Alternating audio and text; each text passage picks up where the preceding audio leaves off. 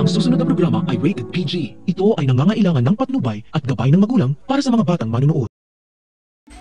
Ngayong wala na ang alas ni Hazel na si Jessica para mabawi si Manuel kay Felma, si Colin naman ang pagbabayarin niya dahil siya ang dahilan kaya namatay si Jessica. Buhay ni Jessica ang nawala, kaya buhay rin ni Colin ang sisingilin ni Hazel at muntik nang mawala sa mundo si Colin, mabuti na lang at hindi nagtagumpay si Hazel.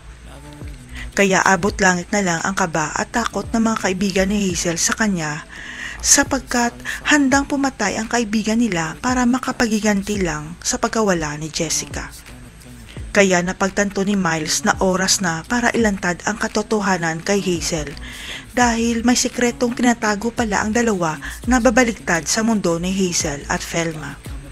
Dahil ang hindi alam ng lahat, may anak pa pala si Hazel at iniwan niya ito sa ospital kung saan nagtatrabaho si Miles dahil bata pa siya noon at walang sapat na pera. Kaya napilitan si Miles na ipaampon na lang ang anak ni Hazel sa iba at ang huling naalala niya, mag-asawang Cruz ang nag-ampon sa anak ni Hazel ayon sa adoption papers. Sa isip ni Miles, ang paglantad sa isa pang anak ni Hazel ang kasagutan para makalimutan niya ang sakit sa pagkawala ni Jessica at matigil na ang pagiganti niya kay Colin.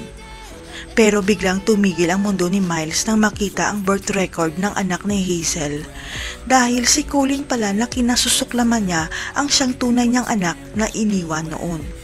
Hindi na kaya itutuloy ni Hazel ang pagsampa ng kaso dahil anak niya si Colin. Magkakaayos na kaya si Felma at Hazel dahil inampo ni Felma ang anak niya? Abangan. I'm the one who's always sorry. The conclusion.